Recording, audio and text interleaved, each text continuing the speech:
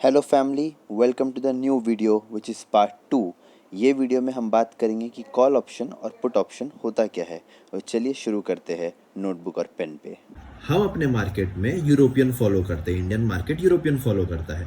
दोनों के डिफरेंसेस मैं आपको बाद में बताऊंगा। अभी बताने के लिए यूरोपियन मार्केट का ऑप्शन हम लोग फॉलो करते हैं, इसीलिए हमारे यहाँ पे सी और पी बोला जाता है, जिसका फुल फॉर्म होता है कॉल यूरोपियन, पुट यूरोपियन। अब मैं आपको समझाता हूँ कि सी और पी एक्चुअली होता क्या है। तो देखिए, सिंपल टर्म्स में अभी समझिए, ट्रेडिंग से रिलेटेड मैं आपको आगे के वीडियोस में बताऊंगा।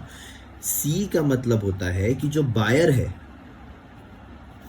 इस कॉन्ट्रैक्ट को जो खरीद रहा है, सी वाले कॉन्ट्रैक्ट को, वो राइट ले रहा है। जैसा कि मैंने बताया, बायर के पास राइट होता है, उसके पास राइट है कि वो उस एसेट को, जो भी एसेट को, जिस एसेट के लिए वो कॉन्ट्रैक्ट में आ रहा है, उस एसेट को वो एक सर्टेन प्राइस पे आफ्टर सम टाइम, जो भी डेट ऑफ मेच्योरिटी है, वो खरीदेगा।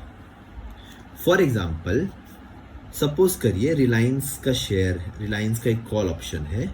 उस कॉल ऑप्शन की जो स्ट्राइक प्राइस है, जो आप देखते हैं ना, 1000 सी, 1200, 1300 सी, तो ये इसको स्ट्राइक प्राइस बोलते हैं कि किस स्ट्राइक का वो कॉन्ट्रैक्ट है। सपोज करिए कोई इंसान 1000 सी का स्ट्राइक यानी 1000 के कॉल ऑप्शंस को खरीदता है रिलायंस के। इसका मतलब वो बोल रहा है सेलर को कि मैं रिलायंस के शेयर्स को, सपोज करिए वो 1 मंथ का कॉन्ट्रैक्ट है, तो मैं रिलायंस के शेयर को 1 मंथ के बाद 1000 रुपए में तेरे से खरीदूंगा, बाय करूंगा। और सेलर उसको बोल रहा है कि हाँ, मैं तुझे 1000 रुपए में बेच दूंगा। और बायर का राइट है, उसकी मर्जी है उसको खरीदना, लेकिन सेलर को ऑब्लिगेशन है, उसको बेचना ही पड़ेगा अगर बायर ने एक्सरसाइज किया अपने कॉन्ट्रैक्ट को। तो अब इसके लिए वो इस कॉन्ट्रैक्ट को खरीदने के लिए कुछ प्रीमियम पे करेगा। जो हम अभी तक आपको बोल रहे थे, डील में आने के लिए जो वो पैसे पे कर रहा है, कॉन्ट्रैक्ट के लिए पैसे पे कर रहा है, जिसको टोकन अमाउंट हम बोल रहे थे, एक्चुअल में उसको प्रीमियम बोलते हैं। तो जो अमाउंट वो इस कॉल ऑप्शन को खरीदने के लिए पे करता है, उसको हम लोग प्रीमियम बोलते हैं। और ये वो अमाउंट होता है जिसपे वो कॉन्ट्रैक्ट को एक्सरसाइज करेगा। तो कॉल ऑप्शन खरीदने का मतलब है कि वो बोल रहा है कि शेयर जो है 1000 रुपए पे मैं खरीदूंगा। तो कोई भी इंसान अगर कॉल ऑप्शन को खरीद रहा है, इसका मतलब वो क्या कर रहा है, राइट टू बाय खरीद रहा है। इसका मतलब वो क्या प्रिडिक्ट कर रहा है कि वो शेयर ऊपर जाने वाला है। कोई इंसान कॉल ऑप्शन का कॉन्ट्रैक्ट क्यों खरीदेगा? क्योंकि उसने ऐसा सोच रखा है कि मार्केट जो है उस पर्टिकुलर एसेट का ऊपर जाएगा, तभी तो वो कॉल ऑप्शन खरीद रहा है। क्योंकि उसको वो शेयर 1000 में मिल जाएंगे अगर वो 1000 का कॉल ऑप्शन खरीदेगा, और उसका दाम 1500 हो गया तो उसे 500 का फायदा हो जाएगा। उसको तो सिर्फ प्रीमियम अमाउंट पे करना पड़ेगा, पूरे 1000 रुपए तो पे करने नहीं है। तो इसीलिए कॉल ऑप्शन के जो बायर होते हैं, उनका प्रिडिक्शन होता है कि मार्केट ऊपर जाएगा। सेम वाइस वर्सा, जो कॉल ऑप्शन के सेलर होते हैं, उनका प्रिडिक्शन होता है कि मार्केट उस जगह पर नहीं आएगा। मतलब कि जिसने 1000 रुपए का कॉल ऑप्शन सेल किया है रिलायंस का, वो ऐसा सोच रहा है कि रिलायंस का शेयर 1000 रुपए नहीं आएगा। तो ये था कॉल ऑप्शन। तो सिंपल टर्म्स में समझिए, कॉल ऑप्शन का बायर जो होता है, वो तब बाय करता है कॉल ऑप्शन को जब वो सोचता है कि इसका प्राइस ऊपर जाने वाला है। और कॉल ऑप्शन का जो सेलर होता है, वो कॉल ऑप्शन को सेल तब करता है जब उसको लगता है कि उस पर्टिकुलर एसेट का प्राइस वहां से नीचे जाने वाला है। तो ये था कॉल ऑप्शन का बाइंग और कॉल ऑप्शन का सेलिंग। इसी तरीके से अब मैं आपको बताता हूं कि पुट ऑप्शन में क्या होता है। पुट ऑप्शन में क्या होता है, सेम चीज, राइट होता है, राइट टू सेल। इसका मतलब अगर 1000 का पुट ऑप्शन है, तो बायर बोल रहा है कि आफ्टर 1 मंथ मैं रिलायंस के शेयर को 1000 रुपए में सेल करूंगा।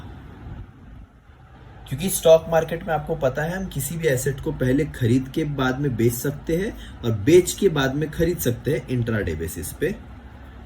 और फ्यूचर ऑप्शंस में हम होल्ड भी कर सकते हैं। कैसे?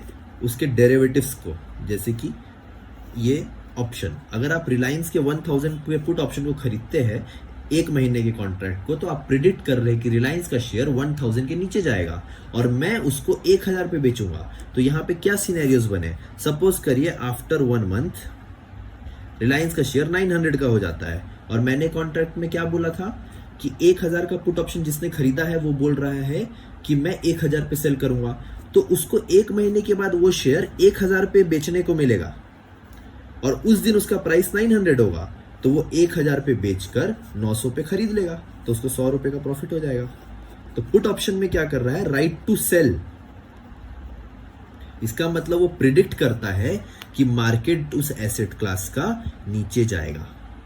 और सेम वाइस वर्सा जो उसका सेलर है, वो उसका सेलर जो है पुट ऑप्शन का, वो प्रिडिक्ट कर रहा है कि मार्केट 1000 रुपए का से रिलायंस का शेयर 1000 रुपए से नीचे नहीं जाएगा।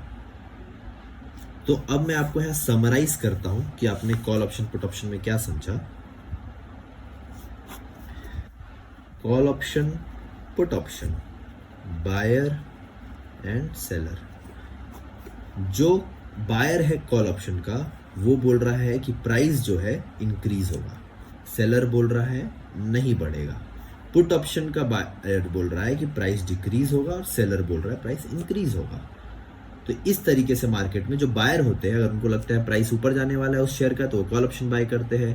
उनको लगता है प्राइस का शेयर प्राइस नीचे जाने वाला है, तो पुट ऑप्शन सेल करते हैं, बाय करते हैं या फिर सेल करते हैं। तो अब ये दोनों सेम है एक तरीके से, ये दोनों सेम है, मतलब व्यू सेम है। वर्किंग ऑप्शंस की अलग हो सकती है, क्योंकि यहां पर अब गेम आता है कि ऑप्शन का जो स्ट्राइक है वो एट द मनी है, आउट ऑफ द मनी है, इन द मनी है, क्योंकि उसके हिसाब से मार्केट में मूवमेंट होती है ऑप्शंस की। अब आप बोलेंगे कि किसी को अगर लग रहा है कि यहां से रिलायंस का शेयर नीचे जाने वाला है, तो वो पुट ऑप्शन को बाय करेगा या फिर कॉल ऑप्शन को सेल करेगा, वो दोनों कर सकता है। लेकिन अब दोनों में जो प्रॉफिट होता है वो डिफरेंट है, लॉस जो होता है डिफरेंट है। तो वो डिपेंड करता है आपके रिस्क और रिवॉर्ड पे कि आप क्या करना चाहते हैं, आपका ट्रेडिंग स्टाइल क्या है। तो ये सब जब हम ट्रेडिंग रिलेटेड आपको ऑप्शंस बताएंगे तो उसमें आपको और अच्छे तरीके से बताएंगे। अभी हम आपको बता रहे हैं कॉल ऑप्शन पुट ऑप्शन होता क्या है और स्ट्राइक्स पे जनरली सेल किया जाता है। स्ट्राइक क्या होता है मैंने आपको बताया, प्रीमियम क्या होता है, ऑप्शंस क्या होते हैं।